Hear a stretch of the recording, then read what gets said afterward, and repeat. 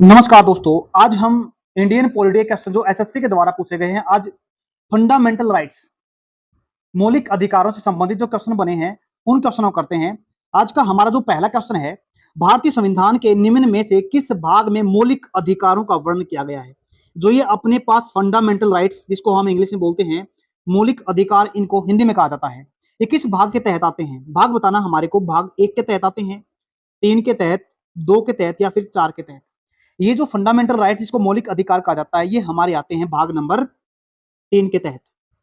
कई बार question examiner यही पूछ लेता है, आर्टिकल संबंधी क्वेश्चन पूछ लेता है, किस आर्टिकल से लेके किस आर्टिकल तक अपने मौलिक अधिकार रखे गए हैं संविधान के अंदर। ये रखे गए हैं अपने 12 से लेके 35 आर्टिकल तक हम मौलिक अधिकारों को रखा गया हमारे संविधान के अंदर। ये कहां से लिए गए हैं अभी बता देता हूं। ये लिए गए हैं यूएसए के संविधान से लिए गए। किससे लिए गए हैं? यूएसए के संविधान से लिए गए हैं। यूएसए के अंदर इनको बिल ऑफ राइट्स कहा जाता है। क्या बोलेंगे? इनको बिल ऑफ राइट्स कहा जाता है। याद रख लेना इस बात को भी। एक चीज और पूछा जाता है एग्जाम के अंदर, जो हमारे मौलिक अधिकार हैं जिसको हम फंडामेंटल राइट्स बोलते हैं, क्या ये संविधान बनने से पहले ही थे या इनको संविधान बनने के बाद कुछ सालों के बाद इनको संविधान के अंदर लेके आया गया? जी नहीं, ये संविधान जब बना, हमारा बन के तैयार हुआ, उसी टाइम पे बना दिया गया था। ये भी क्वेश्चन एग्जाम के अंदर पूछा जाता है। उम्मीद करता हूं समझ में आ गया हो। लेकिन एक साथ साथ एक चीज और समझ लेते हैं हम, ये क्या है, भाग 1 के अंदर क्या आता है।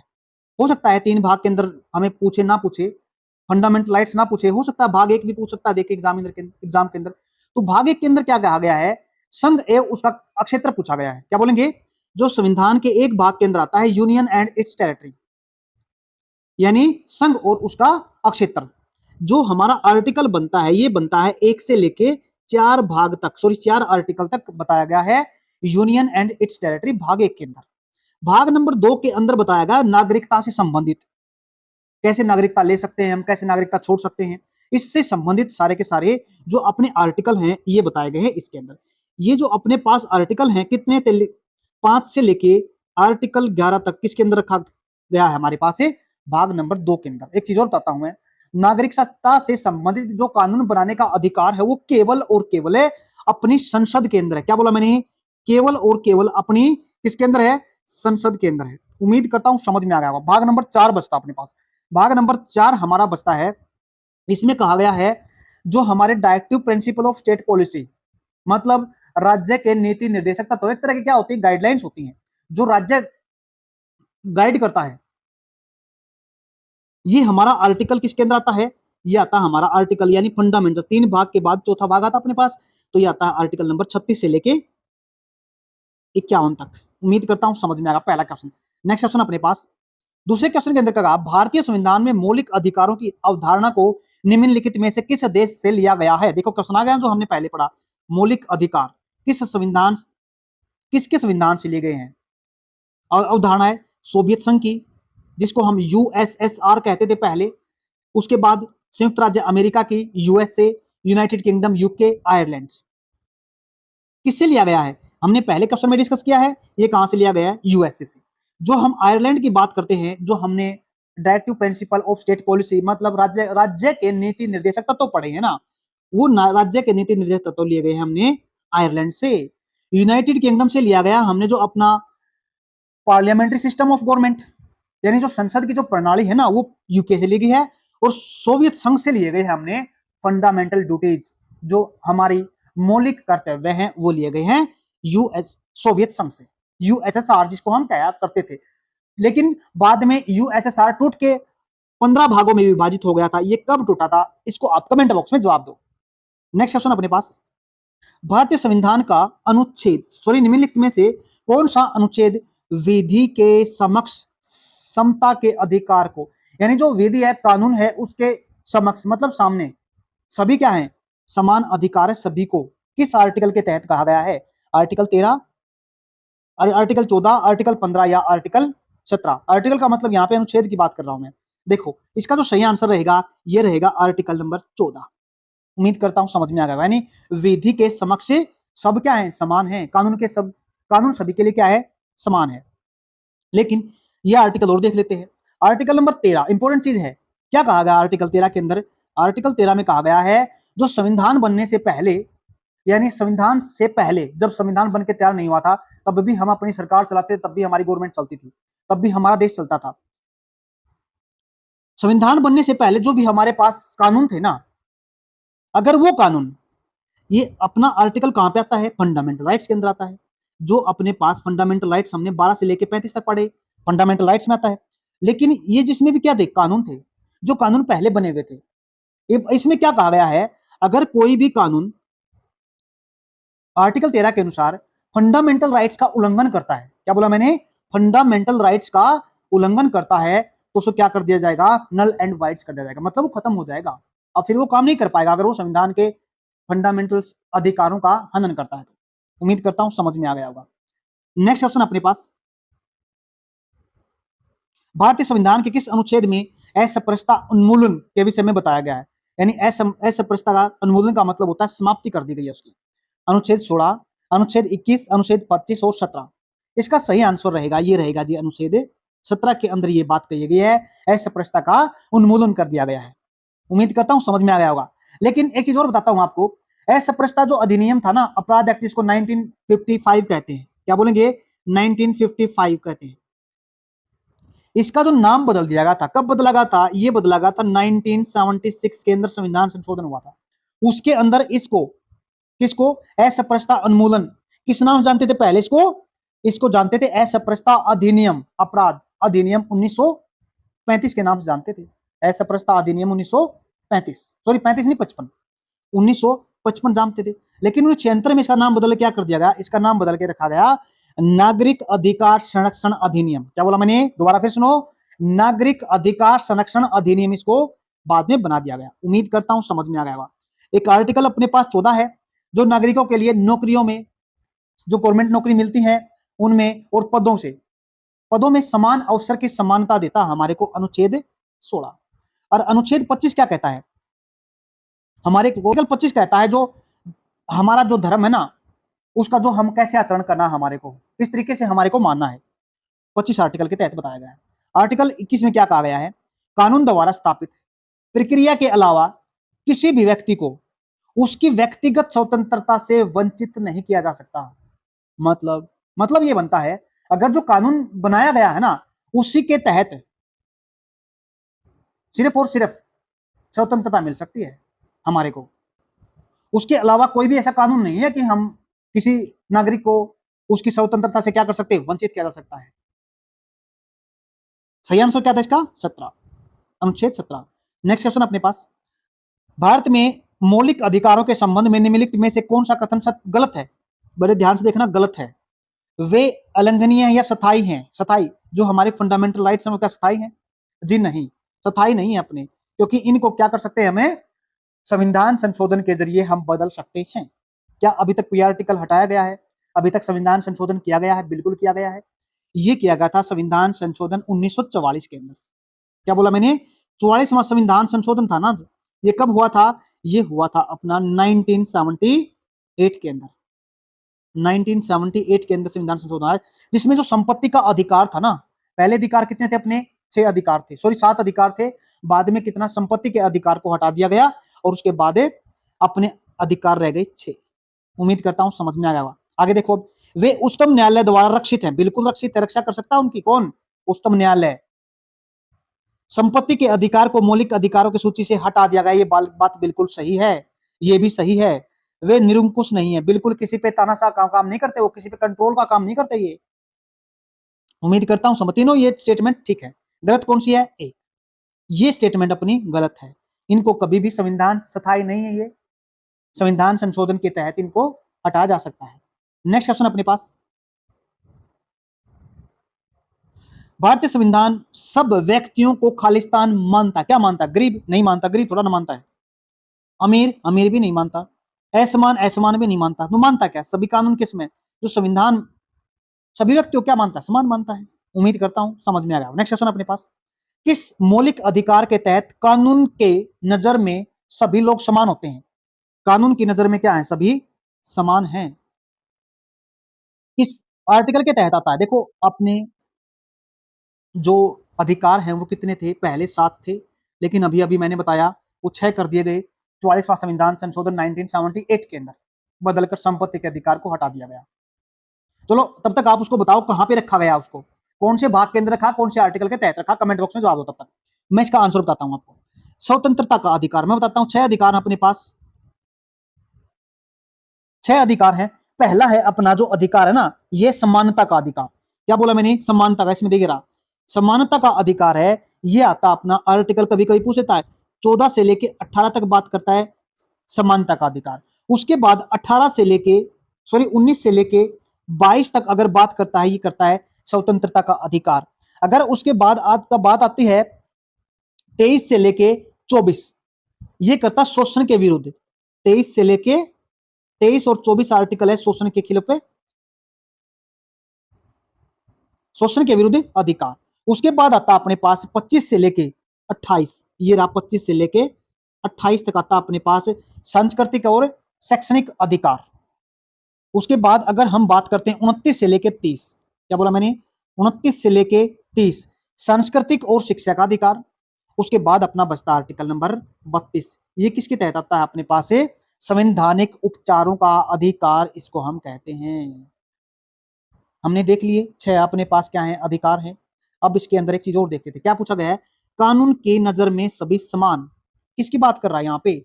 समानता का अधिकार की बात कर रहा है। जो समानता के अधिकार किस में आते हैं? सी पार्ट के अंदर आते हैं। उम्मीद करता हूं समझ में आ गया होगा, यानी सी इसका आंसर सही रहेगा। नेक्स्ट क्वेश्चन अपने पास, उपाधियों का अनुमोदन किसके अंतर्गत आता है? मतलब जितने टाइटल्स मिलते हैं ना, जैसे पहले महाराजा का, नवाब का जो टाइटल मिलते थे ना, वो किसके तहत आते हैं? ये आते हैं हमारे जो आर्टिकल नंबर अभी अभी हमने पढ़ा 14 से लेके 18 के तहत आते हैं। यानी ये समानता का अधिकार की बात करता है। ये कहां पे आपका?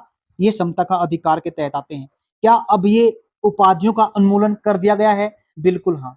अब ये जो मैंने बताया अभी अभी, नवाब हुआ, ये जो अधिक टाइटल्स इसको हम बोलते हैं, उपाधि इसको बोलते हैं, अब ये हमारे संविधान के अंदर नहीं है किसी को कोई उपाधि दे दी।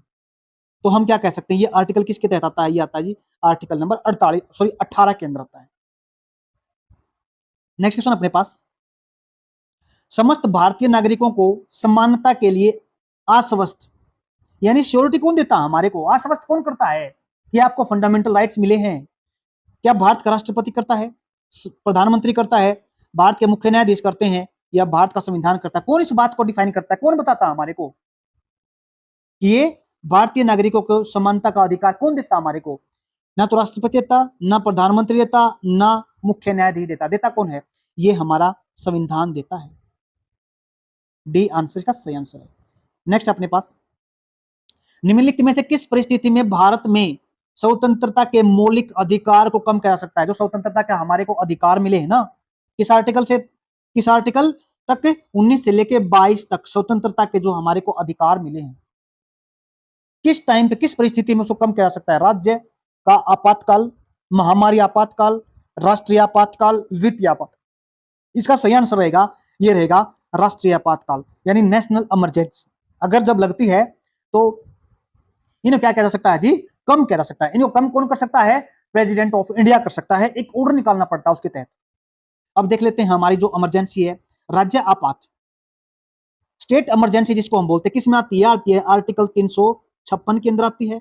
याद कर लेना, ये सीधा एग्जाम के अंदर आर्टिकल पूछ लेता है 356 के अंतर्गत कौन से अनुच्छेद की बात कही है, क्या कहा गया है इसके अंदर। उसके बाद राष्ट्रीय आपात जो आर्टिकल नंबर 352 में आती है।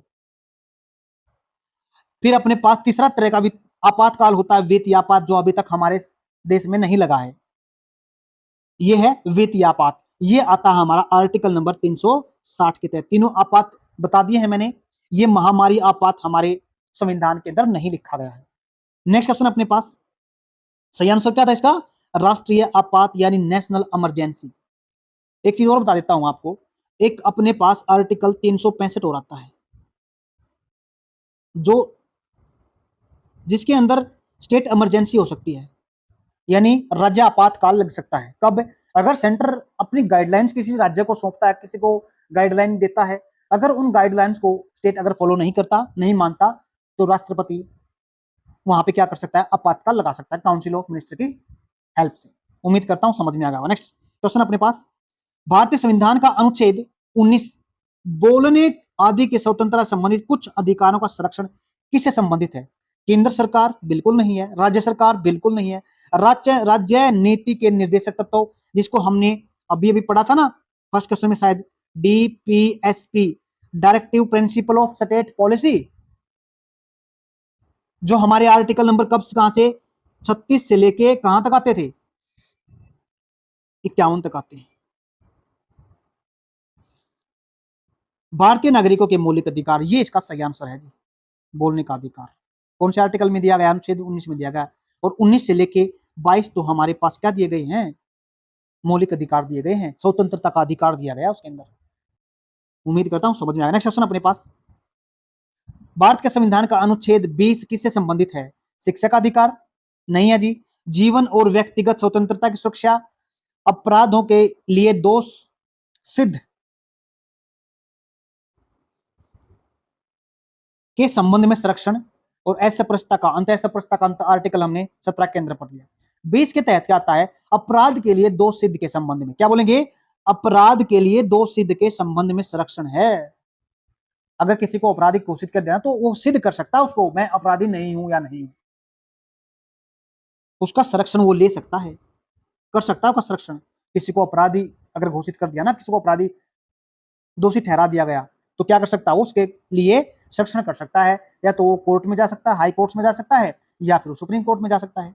इसका सही आंसर क्या है? सी है। उम्मीद करता हूं समझ में आ गया। नेक्स्ट क्वेश्चन अपने पास, अभिव्यक्ति की स्वतंत्रता किस मौलिक अधिकार के अंतर्गत आती है? किसकी बात की है? स्वतंत्रता की बात की है, न कि समानता की बात की है, धार्मिक और शैक्षणिक स्वतंत्रता के शैक्षणिक अधिकार की बात की है, संवैधानिक उपचारों का अधिकार आता है 32 आर्टिकल के तहत, ये की गई है स्वतंत्रता का अधिकार के अंदर, यानी अभिव्यक्ति, freedom of speech and expression. क्या बोलेंगे? Freedom of speech and expression article 19 के बारे में बताता है। यहाँ पे किस अनुच्छेद के बारे में? 19 अनुच्छेद के बारे में बताता है, अभिव्यक्ति की स्वतंत्रता। नेक्स्ट क्वेश्चन अपने पास, संपूर्ण भारत के भूभाग में मुक्त रूप से आवागमन करने का अधिकार भारतीय संविधान के किस अनुच्छेद के अंतर्गत आता है? मौलिक अधिकार के अंतर्गत आता है। आर्टिकल 19, आर्टिकल 24, अनुच्छेद 21, अनुच्छेद 14। 14 अनुच्छेद हमने कानून के समक्ष सब समान है ये पढ़ लिया था। उसके बाद हमने article 19 freedom of speech and expression अभी अभी पढ़ा है। अब हम पढ़ते हैं आर्टिकल नंबर अपना कौन सा? 21 इंपोर्टेंट है, राइट टू प्राइवेसी भी इसको हम कह सकते हैं, या right to life and a personal liberty. हमारा क्या है? जीवन जीने का अधिकार है, अपनी व्यक्तिगत स्वतंत्रता है इस आर्टिकल के तहत। किस आर्टिकल के तहत? 21 आर्टिकल के तहत। एक और बताता हूं मैं आपको, एक संविधान संशोधन हुआ था, कब हुआ था? 2002 के अंदर हुआ था, जिसको हम 86वां संविधान संशोधन बोलते हैं। क्या बोलते हैं? 86वां संविधान संशोधन बोलते हैं। इसमें एक आर्टिकल जोड़ा गया था 21A, उसमें कहा गया था जो हम ना 6 साल से लेकर 14 साल तक के बच्चों को क्या दे सकते हैं? फ्री एंड कंपलसरी एजुकेशन, शिक्षा देनी पड़ेगी हमारे को, फ्री एंड कंपलसरी एजुकेशन हमारे को बच्चों को प्रोवाइड करानी पड़ेगी 6 से लेके 14 साल के बच्चों तक। उम्मीद करता हूं समझ में आ गया होगा। नेक्स्ट क्वेश्चन अपने पास, भारतीय संविधान के किस अनुच्छेद में कहा गया है कि किसी भी व्यक्ति को एक ही अपराध के लिए बार बार उसको सजा नहीं मिलेगी? किसके तहत? आर्टिकल नंबर 28 के तहत। इसमें तो हम किसके बारे में पढ़ते हैं? आर्टिकल नंबर जो 28 है, इसमें तो हम धार्मिक स्वतंत्रता के बारे में पढ़ते हैं। किसके बारे में पढ़ते हैं? धार्मिक स्वतंत्रता के बारे में पढ़ते हैं। इसमें सजा से संबंधित कोई मतलब ही नहीं है। अनुच्छेद 21 हमने अभी पिछले क्वेश्चन में पढ़ा है। अनुच्छेद हमने 18 टाइटल्स यानी उपाधियों का अनुमोदन से संबंधित है। तो इसमें क्वेश्चन क्या बचा? आर्टिकल क्या बचा अपने पास? अनुच्छेद 20 ही बचा है। 20 के अंदर क्या कहा गया है? अपराध के लिए दोष सिद्ध के संबंध में भी कहा गया है, यानी किसी भी व्यक्ति को एक ही अपराध के लिए हम बार बार सजा नहीं दे सकते, अनुच्छेद 20 कहता है ये। नेक्स्ट क्वेश्चन अपने पास, निजता का अधिकार किसके अधीन आता है? Right to privacy. क्या बोला मैंने? Right to privacy. ये मैंने क्वेश्चन बताया था। आर्टिकल 19 में क्या कहा गया था? Freedom of speech and expression. 20 article हमने अभी पढ़ा। उसके बाद अगर हम बात करते हैं 21 अनुच्छेद, इसके बारे में बताता है हमारे को। किसके बारे में? मैंने बताया था ना baby, right to privacy. Right to life and personal liberty, बताया था ना अभी अभी, ये इसके बारे में बताता है हमारे को। टाइटल अनुच्छेद 18 किसके बारे में बताता है हमारे को? टाइटल्स यानी उपाधियों का उन्मूलन के बारे में हमारे को बताता है। नेक्स्ट क्वेश्चन अपने पास, भारतीय संविधान का अनुच्छेद 21 किससे संबंधित है? अभी अभी बता के आया था पीछे में, किससे संबंधित है हमारे पास? आर्टिकल नंबर 21 राष्ट्रीय पात बिल्कुल भी नहीं है, संपत्ति का अधिकार बिल्कुल भी नहीं है, मौलिक अधिकार बिल्कुल भी नहीं, सॉरी मौलिक कर्तव्य बिल्कुल भी नहीं है, जीवन का अधिकार है जी, मैंने अभी बताया था, right to life and a personal liberty. Next अपने पास, शोषण के विरुद्ध अधिकार क्या है? संवैधानिक अधिकार 32 आर्टिकल के तहत आता है। विधि के अधिकार नहीं है जी, मौलिक अधिकार ये है जी, मौलिक अधिकार, विधिक अधिकार नहीं, मौलिक अधिकार है ये। नेक्स्ट क्वेश्चन अपने पास, भारतीय संविधान का कौन सा अनुच्छेद 14 वर्ष से कम आयु के बच्चों को कारखानों, खानों आदि के में नियोजित करने से रोकता है? कौन सा आर्टिकल है हमारे पास? वो आर्टिकल नंबर 24, आर्टिकल नंबर 26, 23, 25, कौन से आर्टिकल के तहत आता है? इसका जो सही जवाब रहेगा ये रहेगा जी, अनुच्छेद अपने पास 24 केंद्र कहा गया है ये। उसके बाद नेक्स्ट क्वेश्चन अपने पास,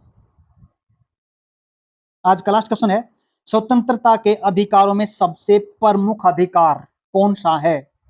निरोधक, निवारक निरोधक, जीवन और व्यक्तिगत स्वतंत्रता का अधिकार, इकट्ठा होने का जरूर थोड़ा, हम इकट्ठा हो जाएंगे, जरूरी नहीं है इकट्ठा होने के, ज्यादा जरूरी थोड़ा ना ये। भाषण और अभिव्यक्ति की स्वतंत्रता, इसका जो सही आंसर रहेगा ये रहेगा जी, जो काफी इंपॉर्टेंट है ना, जब हमारे पास जीवन ही नहीं रहेगा, व्यक्तिगत स्वतंत्रता ही नहीं रहेगी, तो हम बाकी स्वतंत्रता करेंगे ही क्या? बाकी हम इकट्ठा करेंगे क्या? जब हमारे पास जीवन की और व्यक्तिगत स्वतंत्रता खत्म हो जाएगी तो इकट्ठे होते रहो, क्या करेंगे फिर उसका इकट्ठा होने का? भाषण देना क्या करेंगे जब हमारे पास जीवन और व्यक्तिगत स्वतंत्रता खत्म हो जाएगी? तो इसका सही जो आंसर है ना, है तो सारे के सारे अपने पास अधिकार, इंपॉर्टेंट सारे का अधिकार, बोलने का अधिकार भी हमारे लिए क्या है?